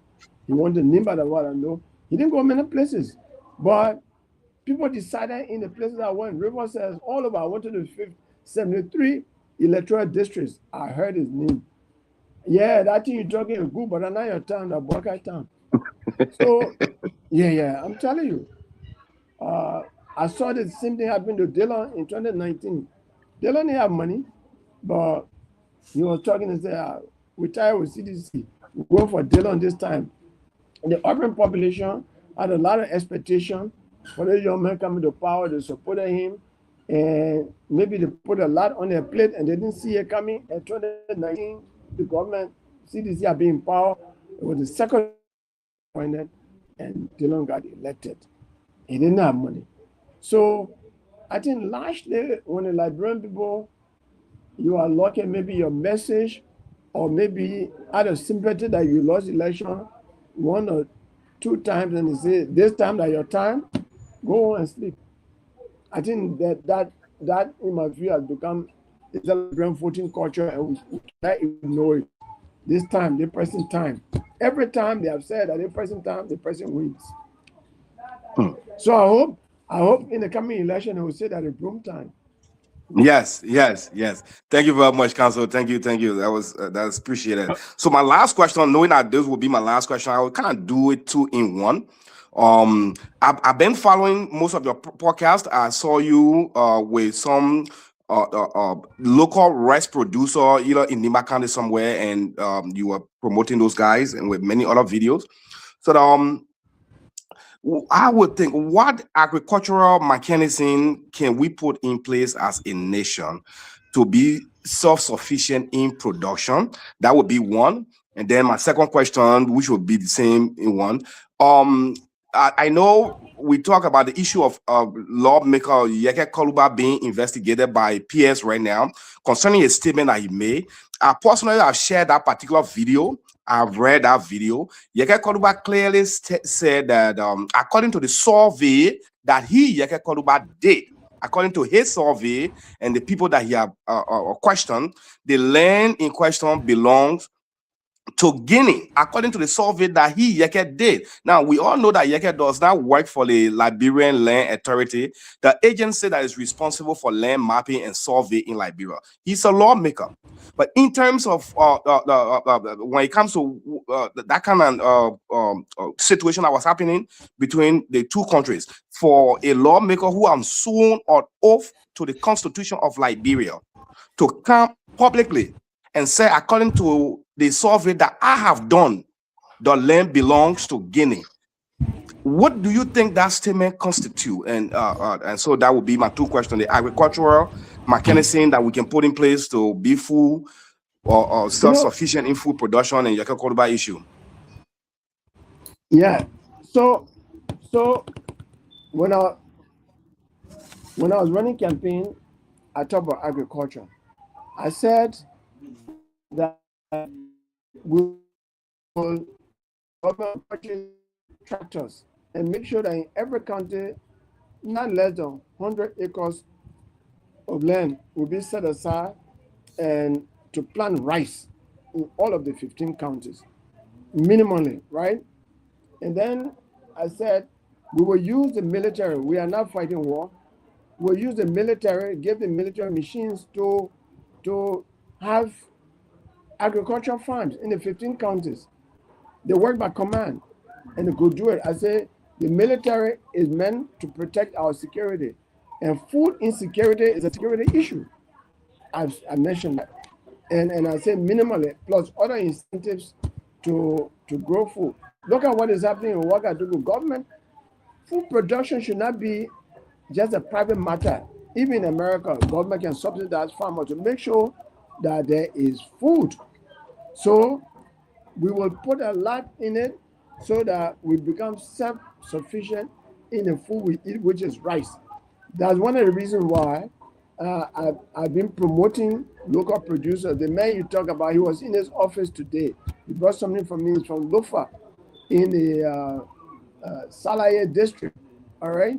And I went to his luncheon the other day. I went all the way to Tisu, it's a town outside the main road in Salaye district, to encourage him. And I did a video that you saw. I bought 5 bags of rice. I did a video and said, I'm calling upon the president, everybody to buy rice. So it is doable. We have fertile soil, and we can invest in the fertile soil and get machines to. The only way to increase production is to forget about cutlasses and hoes. If you use cutlasses and hoes, you will never get there. You have to mechanize agriculture to increase food production. It's happening in Burkina Faso. Now, having said that, I also said in Lofa the other day, one of the reasons that the young people voted against President George Weah is that he could not do well for us in his area, in the area that brought him to prominence that we knew him for. Football, we could not win WAFU, the West African Cup, we could not even be finalists in the African Cup. I'm not talking about World Cup. And then the young people felt that he failed. The same way, the only thing we know President Boakai for in this country is agriculture. He came from school, he worked with LPMC. He became agriculture minister later on before becoming vice president. If under his regime, Liberia is not self-sufficient in food production, I don't care. He can pave all the roads in Liberia, will say he has failed. Because at the area that we know him, that the area of his experience, there's so many years in government he spent in the area of agriculture. If he does not help us to be self-sufficient in rice production, in food production, then he has failed. And so we, as to recap, I believe that there should be mechanization of agriculture in order for us to produce, rice large scale. We have the capacity to even export rice because of the fertile soil that we have. All right. So that is my take. Council, to let you go, Council, to just for better Liberia. Now, to let you go, Council. Let me get my 2 questions in there so you can call your day. Let me conclude on the Yeke Koruba thing. Thank you. Right. You see, even I spoke about, I said, Guinea and Liberia will never fight. From what I know, I was a presidential envoy one time to Guinea. Okay. But if he says that as a lawmaker and anybody in this country, that's what I said the other day, that the president should set up is a commission of inquiry to investigate what led to the conflict at the border so that the public can be properly informed. When something like that happens, that's what is done in many countries. I remember when April 14 took place, you may have been old enough, President Trump set up a national commission headed by Ntesie Brunel to inquire into what led to April 14. At the end of it, he fired the Minister of Agriculture, Florence Sinoe, the Minister of Justice, Oliver Bright, and the Minister of Finance, James T. Phillips. So when something strange like this happens, you try to set up a commission inquiry. And maybe that commission inquiry will have invited Honorable Yeke Koluba and say, we want to hear you because we want to get to the bottom. If it is true that it's land for Guinea, then Liberian government has a different way of approaching it. So I don't think the reaction should be, oh, no, no, no. You are unpatriotic, you are against the country. No, no, no. We should be, as a country, prepared to listen to people to find out what the truth is. You know, but the statement, you know, one time I talked to one army chief in Liberia here. I don't want to call a name, but somebody said, oh, Liberia is sitting on time bomb. There's going to be so and so. So I called him. I said, why you didn't do anything? He said, we train security people. When we listen to people, we can only take action to find out the person has the ability to do anything about what he's saying. But we're not going to follow every statement that people make. You know, you distract yourself unnecessarily. So I don't think the approach is to say, oh, why you said it. People should not be sentimental about major issues like this. You know. Okay, Council, my last two questions to let you go. Should I say your campaign mantra, or every time you speak, your favorite line is government is a place to serve and not to steal? My question is, who is stealing from the Liberian people that you have identified? Oh, well, you know, I'm a lawyer. I don't want to call names. That could lead me to damages. But in this country, the question of corruption is something that so many governments have talked about. When Joe took over this country, the number one thing he said was rampant corruption, right? And then his government became corrupt and we went to war. People have, we have had people prosecuted for corruption. I've seen people in no time building big houses. People know in the community. That is why it is on the basis of that I said, when I become president, I will have quarterly lifestyle audit. So if you are a minister and in 3 months, I see you riding $100,000 Mercedes Benz that your salary cannot afford, and I have record, I call the NSA and say, let's check on this person's asset declaration or the LECC, and then they check and find out that your asset that you declare and the income you have now can't even go to $30,000, or you'll be investigated. In fact, I will fire you from the government, and then we'll investigate you because you are suspiciously becoming rich. So we have to have this broom. We have to find all ways to sweep corruption from government, ingenious ways. Okay, Council, my next question is, you spoke of education. I think you used the word ignorance is a problem in the country. Yep. So, and the last time I checked, the people that are ruling the country, you yourself, you are educated man, you self-administered before in government. But I noticed that people put blame on ignorance. I mean, I don't know whether I necessarily agree with that premise. I want to put a question there. Do you think ignorance is the problem or a lack of patriotism on the part of the political leaders, those that are in power? Those of you that are leading the country or that led the country before? I will tell you a little bit about my father and mother, they late, and then you understand what I'm talking about. So my father used to like calling people in Glaze or people to eat with him. So he called people to eat, and one of them was a sick person, and there were 5 persons. My mother brought 5 glasses for her to drink from it, and she never went to school, even though she could read the Bible in a manner language. And my father, trying to be down to earth, said, "This native woman like to show that she knows something. Let's drink from the same cup, yeah. Because he was a teacher in the time, he wanted to show that he's down to earth with everybody." So when everybody left, she said, "Wilfred, one of the people who you are drinking from has serious cough, and like he got tuberculosis, and you are drinking from that." He told Mama, "What you want to show? What do you know? You don't know book like me, and you don't know anything." And my mother said, "Book knowledge different and common sense different." And he kept quiet. And I think her argument was stronger than his. He said, "What? Book knowledge different and common sense different." Look, some people can have PhD and still be ignorant, right? What the people that are talking about were not. Look, here's one. If people were executed for corruption in 1980, why would some people be corrupt thinking that, "Oh, my own, they will not catch me"?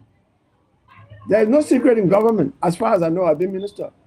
If you eat, you take money from the operation fund in the ministry, the comptroller will know. The chief accountant will know. There's no secret there. If you over invoice and say, "Look, they think that $100, but let's say that $2,000, the procurement director will know because you and he will share the money." There's no secret there. So for people to think that they can do things secretly and nobody will know in government, that's ignorance. And they are educated, they've got master's degree and PhD and all of that, and believe that nobody will know. That's the kind of thing I'm talking about ignorance.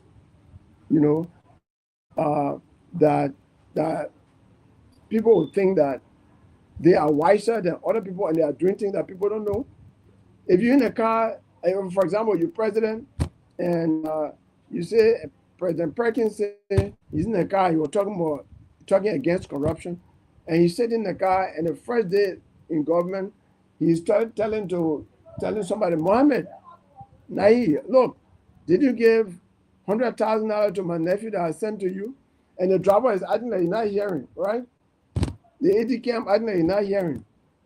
When those two people go home, they will say, when their wife bring food, they say, "Hey, Liberia will never change you." They will tell their wife will tell somebody, it will go out. There is no secret in government. But for people to be ignorant, to think that when you do something, it will not be discovered, that's ignorance. That's the kind of thing I'm talking about. It's not that you don't have the education. They just don't have the common sense to know that what they are doing will be discovered. They know it's wrong, but some of them behave like what a Council, my final question for the day to let you go. I mean, even though before I asked the question, I was a little alarmed when you said, when I asked you the question, who are those stealing from the country? And you say you can't call the people name. So, I mean, it seems as though you are protecting the roles or the criminals in the country, their identity. If the person is stealing from the country, I think the person should be exposed. But so I was a little alarmed when you say, I can't disclose the name because I'm a lawyer.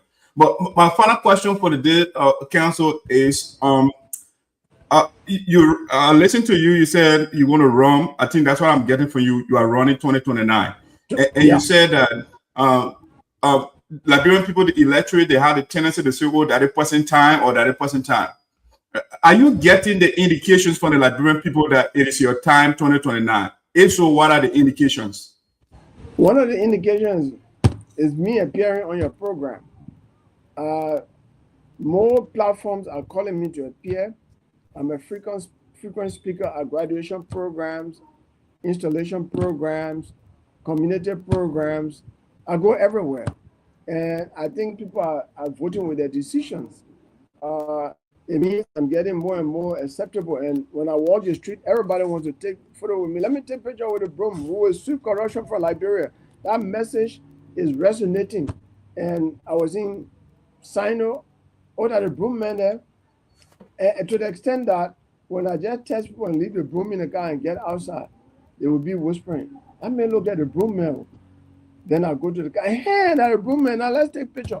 So the broom message, which is a message of anti-corruption and creating awareness about the danger of corruption, is catching on.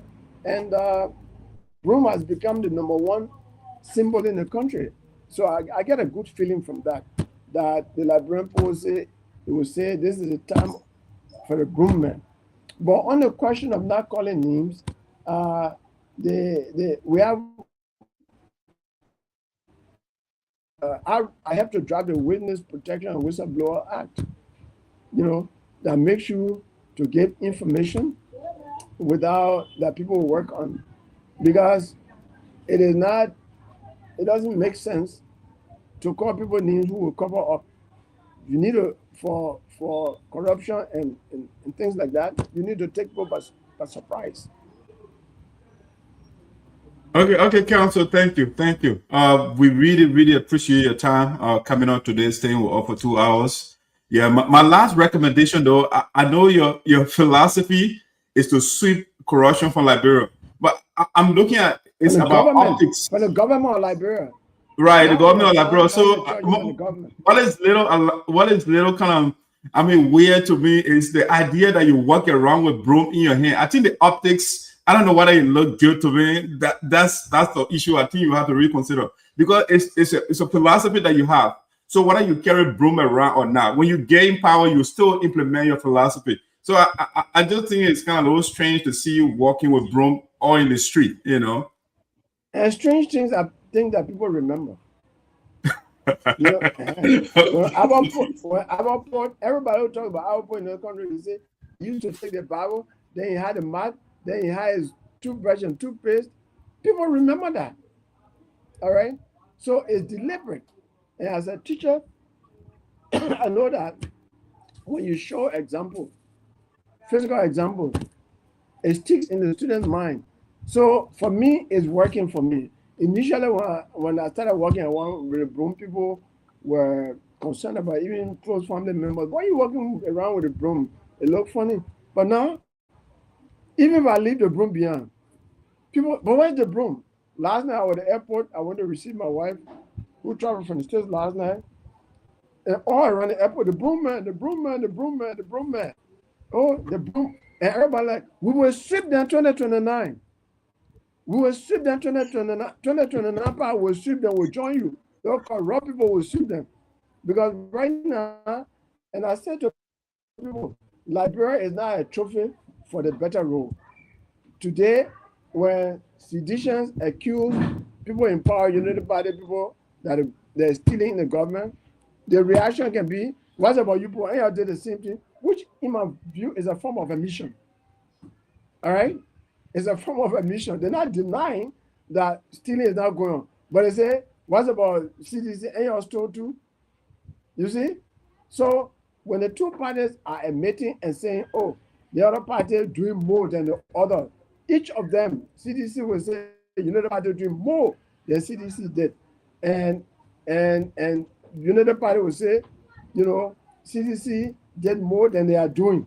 Nobody is denying. It means that there is an admission that our money is being stolen. And so Liberia should not be a trophy for the better rogue. Liberian people in 2029 should forget about the two competing rogues.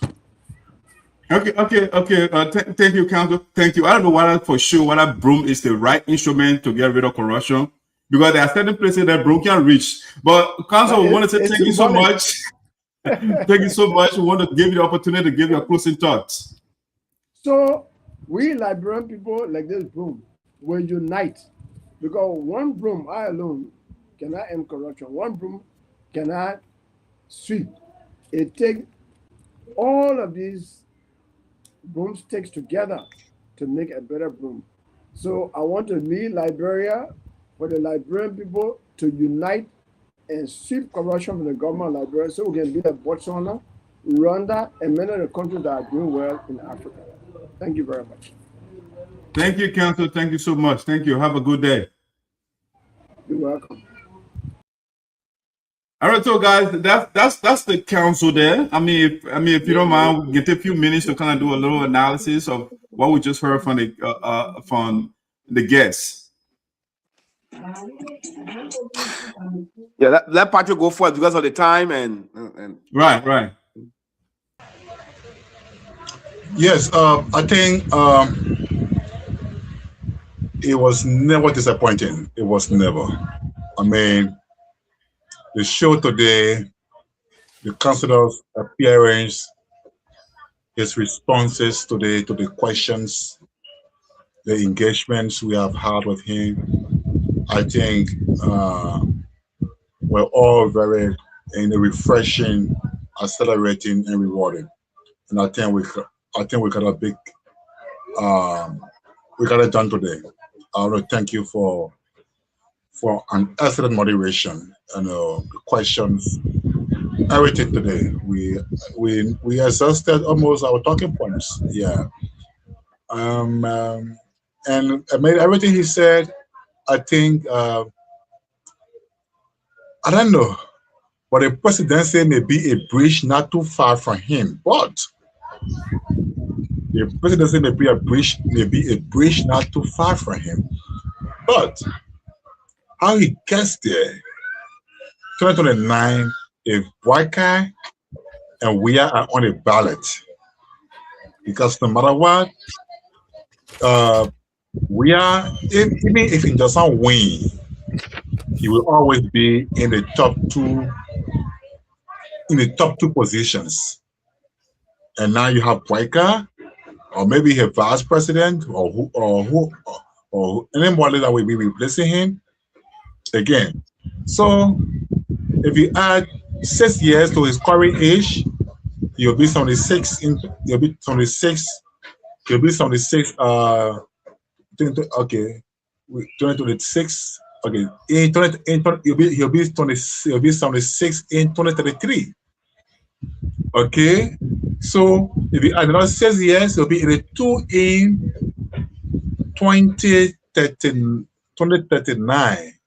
All right, so I don't know if we can make a good chance here. But again, on the overall, I just want to say thanks to Councilor Gongloe for coming on, and thanks to my team members, for also making the show a wonderful one today.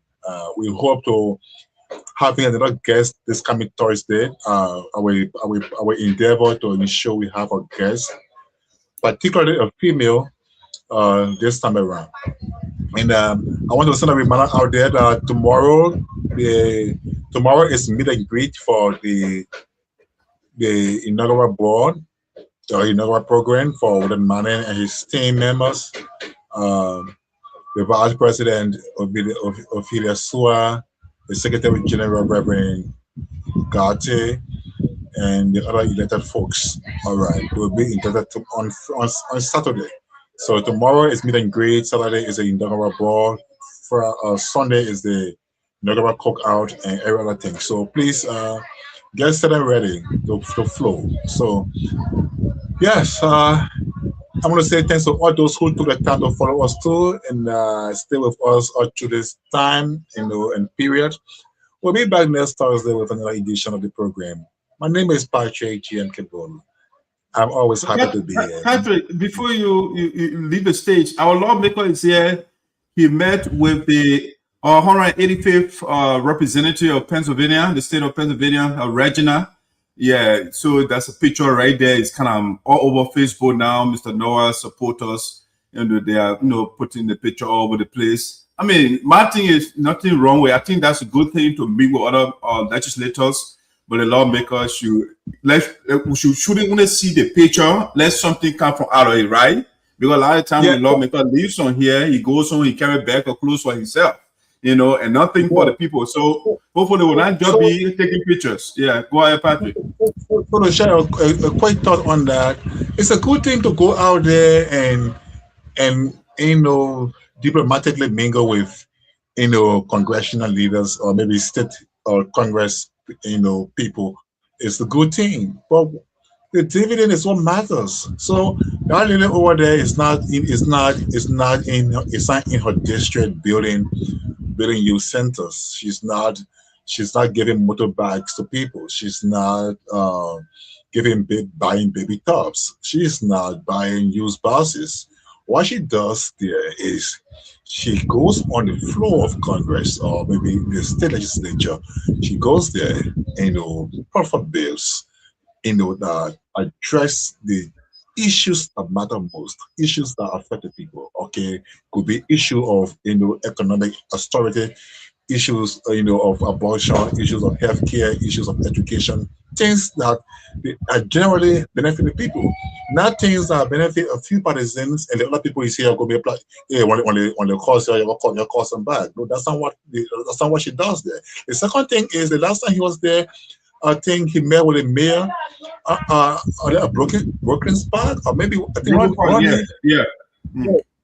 the mayor of Brooklyn's Park. So if you have fast cities in a district, you have Billow City, you have Wadi City, you have Unification City, you have Tonenta City and other cities in your district. Meeting with Brooklyn's Park's mayor in some 2 years ago. What change has it brought to Bilwoki City, for instance, or the Kilo City? So these things, people don't understand that politically. They think they mean anything. Well, I mean, the guys don't go there to just show up politically and then come back and say, well, we are connected diplomatically, we are connected internationally, and we can do many things, for our people. Well, I mean, this is all fiasco and political show, and I think they should not be given any serious credence. Perkins, your thought, man, your closing thoughts. Yes, thank you, Doug. Thank you very much, Patrick. Thank you also to Shirley. I want to say a big thanks to Councillor Gongloe for honoring our invitation to appear on our platform here today. It was a beautiful conversation. Like he said, we both, him from his office and us from our platform, kind of learn from each other, and our listeners, our followers and viewers also learn as well. One of the major things, or the key thing that I got from from the counselor is that one of our major problems is our government always operating outside the confines of the law. So even when the question of constitution was asked, he clearly stated, and I remember Doc and myself had a conversation many weeks ago, and Doc said the same thing that the councilor said. He said, it's not like we don't have beautiful laws on the books that we need to change the entire constitution, but we don't follow the law, and the councilor just emphasized on that this evening. So that is the key thing, he make us to understand that, regardless of what we do in Liberia, we'll make little changes and little improvement here and there in different sectors of the country, right? But when the rule of law is not followed, is not enforced to the T, we will always have problems. Because once the rule of law is not enforced, you cannot hold people accountable for their actions. So there will be actions that will always go with impunity. And in a society where people do things and don't get punished for it, that society will always have chaos. So the rule of law is number one in Liberia. If we want to change anything moving forward, we must make sure our judicial system is strong and is observant, especially by the leaders of the country. And that's what I got from the counselor. Mainly, you know, for the many other questions, even with the Sapo tribe or ethnicity issue, it makes us to understand that you know, we the Sapo people now are kind of recognized, you know, to have the right to be recognized by the country or by the government, to be a legitimate ethnic group. And I don't think we should even be having that conversation right now. But hey, you know, there's time for everything, right? So the leaders that we have in places now in the legislature, there are our senators and our representatives, we can reach out to them and, you know, and push the issue and see what we can do in terms of establishing our own county, because the councilor make it clear that politically, this is how it only going to happen politically. So yeah, we should be looking forward to that and establishing that. But overall, it was a unique conversation. And we learned a lot. Welcome to America, honorable. Well, I don't like calling them honorable because I believe, in my opinion, they are not doing anything that is honor. So I cannot call them honorable. I'll call him Representative Sonnyboy Noah. Welcome to America. We hope to see you this weekend. We hope to have few minutes of interaction with you as well. Thank you for being here. The fact that you can honor the Sapo Association of America invitation to be here. We hope you use that same energy and listening ears when your people are reaching out to you for a better path of the people of Sinoe County, you know. But it's good to be here. We are looking forward to the weekend to grace the occasion for the Sapo Association inauguration. Thank you. All right, Perkins. Thank you. So for just to quickly close out on things that, I mean, there are a lot of things the councilor talked about, but he talked about road improvement around Sinoe County, but I don't know, he did not state. I mean, because a lot of times you hear road improvement, right? And when you look at it, just like they carry the machine and just clear the place, and that's improvement. So I don't know, I wish you would have been clear to say, you know, it's the paved roads or something like that. But I mean, so I think it's improved road in the context of Liberia. Yeah, you already talked about Sapo County or the people can lobby for improvement for county status. I think that's something you already said, so I need not belabor that. Yes, and the man said hopefully, you know, the people elect him.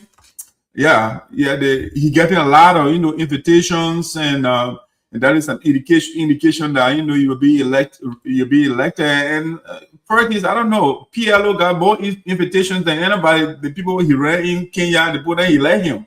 You know, I guess too, Dr. King, when you are alive, you got more invitation than anybody else. I mean, even though he didn't contest for president, but I'm just saying, getting more invitation should not be the barometer or the predator of, you know, what are the people who elect you or not. But, you know, that's why he's looking at it, and that's good for him. Yeah, but yeah, Perkins, we can do more than that, man. There was a good show, like you already said. One of our chapter presidents, Mr. Saye Gongloe, he's in Liberia.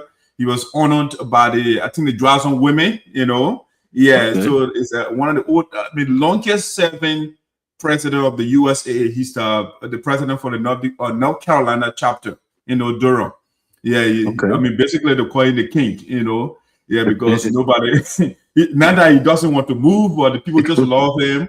Yeah, to just stay on and lead them, you know. But yeah, so Mr. Saye Gongloe was honored by I think the Dragon women. Let me make sure I get that information right, so not to give erroneous information. Yeah, Dragon women in Liberia. Yeah, that's it. I got the information right. All right, okay. So Perkins, this weekend, man, I would not be there, but I mean, I know you guys do a good job. And so, ladies and gentlemen, I want to say thank you so much for joining us today. We appreciate your time, and we'll see you again next week, Thursday. Like Patrick said, we have a female, but already somebody also reached out to me. I think it's the president of the Sinoe County Community College. He also wants to come to be our guest. You know, so let's see.